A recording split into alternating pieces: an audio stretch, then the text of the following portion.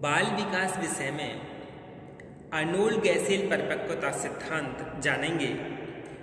इससे पहले हम जीन पियाजे और एरिक एरिक्सन का सिद्धांत जान चुके हैं। अब हम अर्नोल्ड गैसेल का कौन सा परिपक्वता सिद्धांत, तो परिपक्वता सिद्धांत को जानने से पहले हम परिपक्वता और अधिगम में इन दोनों के बारे में जानेंगे और परिपक्वता और अधिगम में अंतर जानेंगे और परिपक्वता पर जिन्होंने जितने भी रिसर्च या शोध किए हैं उन सब के बारे में जानेंगे। उसके बाद हम अर्नोल्ड गैसेल का परिपक्वता का सिद्धांत जानेंगे। तो सबसे पहले हम क्या जाने, परिपक्वता और अधिगम इन मैच्योरेशन एंड लर्निंग। जैसे वंशानुक्रम और वातावरण दोनों आपस में क्या है, एक दूसरे के यानी दोनों ही जरूरी हैं, यानी वंशानुक्रम और वातावरण की तरह परिपक्वता और अधिगम भी एक दूसरे से क्या है, संबंधित हैं। ये दोनों कारक भी प्रतिमानों को महत्वपूर्ण ढंग से प्रभावित करते हैं। परिपक्वता और अधिगम के अभाव में बालक का सामान्य विकास संभव नहीं है। परिपक्वता और अधिगम में कौन सा कारक अधिक महत्वपूर्ण है, ये अभी क्या है, एक विवादास्पद विषय है। जैसे कि वंशानुक्रम और वातावरण में दोनों ही चीज़ जरूरी है बच्चे के विकास के लिए, ठीक वैसे ही परिपक्वता और अधिगम भी क्या है, दोनों ही जरूरी हैं। अर्नोल्ड गैसेल ने सर्वप्रथम बाल विकास के क्षेत्र में परिपक्वता शब्द का उपयोग किया।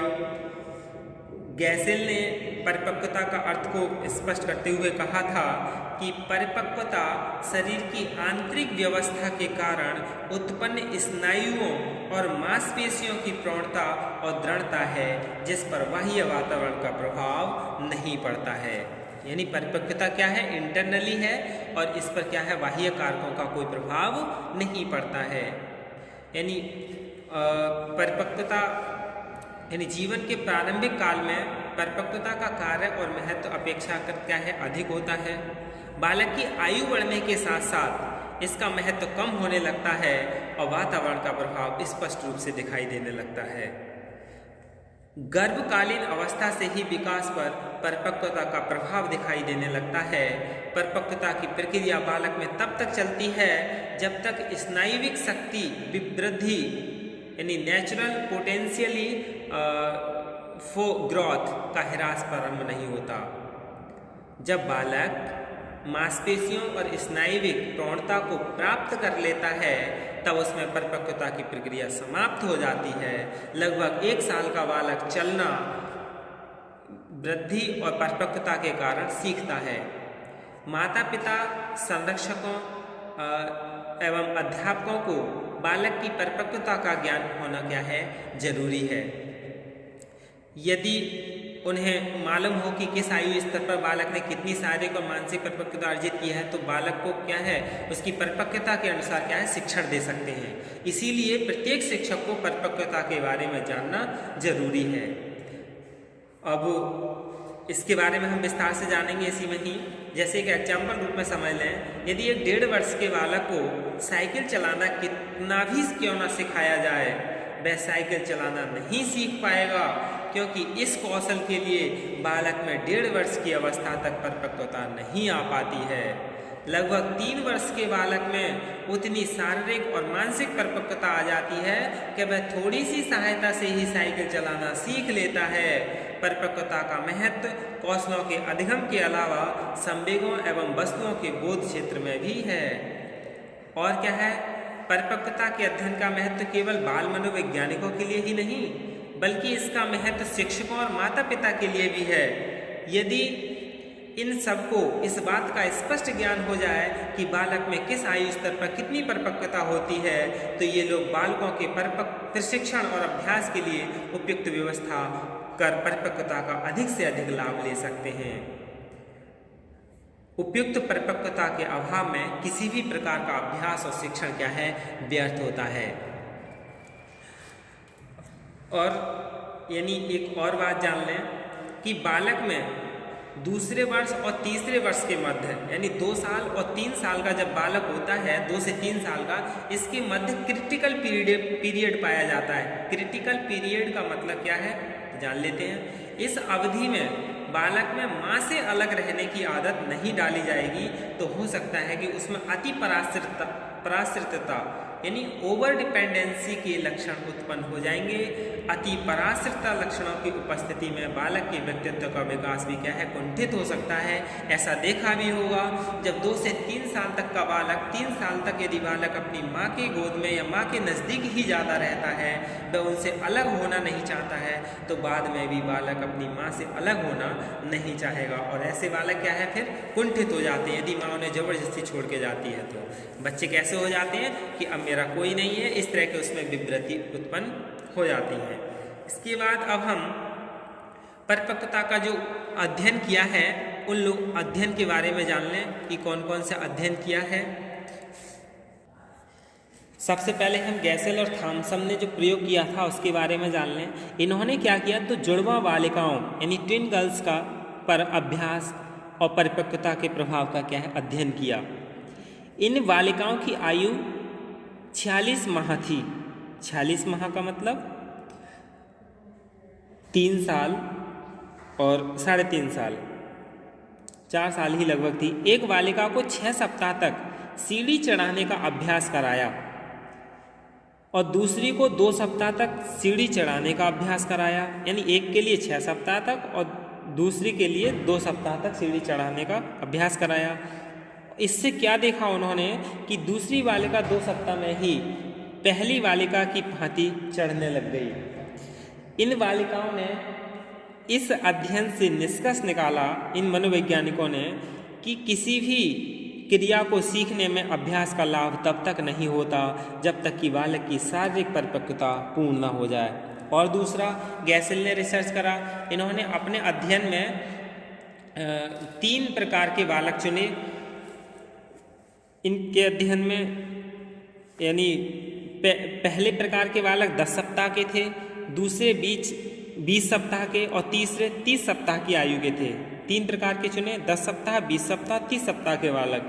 इन तीनों आयु के बालकों को क्रमशः एक हवादार कमरे में रखकर उनमें उत्पन्न भय का अध्ययन किया। गैसेल ने अपने अध्ययन में देखा कि 10 सप्ताह के बालकों में किसी प्रकार का भय नहीं था, जबकि 20 सप्ताह के बालकों ने बेचैनी थी और घबराहट का अनुभव हुआ। और 30 सप्ताह के बालकों को जब भय की परिस्थिति में रखा गया तो उन्होंने व्याकुलता और रोने चिल्लाने जैसे व्यवहार का प्रदर्शन किया। इस अध्ययन से क्या निष्कर्ष निकाला गैसेल ने कि शारीरिक और मानसिक परिपक्वता के बढ़ने के साथ साथ संवेगों का विकास होता है। दूसरा हिलगार्ड ने करा था। हिलगार्ड ने क्या करा था, यानी परिपक्वता के प्रभाव का अध्ययन किया था। इनके अध्ययन में बालकों के 2 समूह थे। प्रत्येक समूह में क्या है 10 बालक थे। पहले समूह को 12 सप्ताह तक अभ्यास कराया और दूसरे समूह को 12 सप्ताह तक कोई अभ्यास नहीं कराया गया तथा 12 सप्ताह बाद केवल 4 दिन का अभ्यास कराया गया। इन बालकों को सीढ़ी चढ़ने, कागज काटने और बटन लगाने जैसी क्रियाओं का अभ्यास कराया था। दोनों समूह के बालकों की मानसिक योग्यताएं क्या है समान थी, उम्र भी समान थी। फिर भी 13वें सप्ताह में दोनों समूहों में समान शुद्धता के साथ अभ्यास कराई गई क्रियाओं की पुनरावृत्ति की। इस अध्ययन से हिलगार्ड ने निष्कर्ष निकाला कि उपयुक्त परिपक्वता के अभाव में अभ्यास व्यर्थ है। यानी दोनों समूह बराबर आयु के थे और फिर बाद में 4 दिन का शिक्षण दिया गया तो सब बराबर काम करने लगे और एक ग्रुप के लिए ज़्यादा दिन अभ्यास कराया। दूसरा, गुडैनफ ने भी ऐसा ही अभ्यास किया था। उन्होंने क्या किया था, 10 वर्ष की अंधी तथा बहरी बालिका के संवेगों का अध्ययन चित्र विधि से किया, यानी फोटोग्राफिक मेथड से। गुडैनफ ने अपने इस अध्ययन से विभिन्न संवेगात्मक अवस्थाओं में इस बालिका के फेशियल एक्सप्रेशन के फोटोग्राफ्स लिए। उसने इस फोटोग्राफ्स की तुलना सामान्य बालकों के फोटोग्राफ से करके देखा कि इस अंधी और बहरी बालिका ने भय, क्रोध, प्रेम, घृणा तथा प्रसन्नता आदि संवेगों का उसी प्रकार से प्रदर्शन या अभिव्यक्ति की जैसे कि सामान्य 10 वर्ष के बालक करते हैं। इस बालिका के संवेगों के विकास पर वातावरण का प्रभाव इसलिए नहीं पड़ा क्योंकि यह बालिका जन्म से अंधी थी। गुडैनफ ने निष्कर्ष निकाला कि संवेगों का विकास परिपक्वता से महत्वपूर्ण ढंग से प्रभावित होता है। दूसरा, मैकग्रॉ ने 2 जुड़वा बालकों जॉनी और जिमी का अध्ययन किया। उसने अपने अध्ययन में परिपक्वता और अधिगम के सापेक्षिक प्रभाव का अध्ययन किया। जॉनी को 2 प्रकार की क्रियाओं का अभ्यास कराया। पहले प्रकार की क्रियाएं जातिगत थीं, जैसे रेंगना, घुटना, बल चलना, घुटने के बल चलना, खड़े होना, बैठना, चिल्लाना। और दूसरे प्रकार की अभिव्यक्ति में क्रियाएं थी, जैसे संदूकों को क्रम से लगाना, कूदना, झूलना आदि। जॉनी को इन 2 प्रकार की क्रियाओं का प्रतिदिन अभ्यास कराया जाता था। जिमी को एक पर्दे के पीछे रखा जाता था। प्रशिक्षण के बाद दोनों जुड़वा बालकों के कार्यों की तुलना की गई। तुलना में देखा गया कि जो चलना, रेंगना, घुटने के बल चलना कार्यों में तो दोनों जुड़वा बालकों की क्रियाएं समान थीं, लेकिन व्यक्तिगत कार्यों में जॉनी जिमी से श्रेष्ठ था। इससे क्या निष्कर्ष निकला कि अभ्यास का प्रभाव केवल व्यक्तिगत क्रियाओं पर ही पड़ता है, जातिगत क्रियाओं पर नहीं, यानी जो जन्मजात होती हैं उन पर नहीं। इस अध्ययन से निष्कर्ष निकला कि परिपक्वता के अभाव में अभ्यास का कोई लाभ नहीं है। इसके बाद हम परिपक्वता और अधिगम की परिभाषा जान लें, यानी परिपक्वता और अधिगम में अंतर जान लें।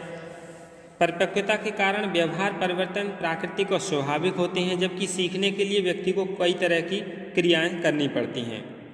परिपक्वता के कारण व्यवहार में परिवर्तन प्रजातीय होते हैं, जबकि सीखने के कारण व्यवहार में परिवर्तन केवल उसी व्यक्ति में होते हैं जो सीखता है। परिपक्वता के लिए अभ्यास जरूरी नहीं है, जबकि सीखने के लिए क्या है, अभ्यास जरूरी है। समाज में व्यक्ति जीवन पर्यंत सीखता रहता है, जबकि परिपक्वता की क्रियाएं लगभग 25 वर्ष की अवस्था तक पूर्ण हो जाती हैं। परिपक्वता अनुकूलन और प्रतिकूल दोनों ही परिस्थितियों में निरंतर चलता रहता है, जबकि सीखना केवल अनुकूल परिस्थिति में ही व्यक्ति सीखता है, प्रतिकूल परिस्थिति में वह नहीं सीखता है।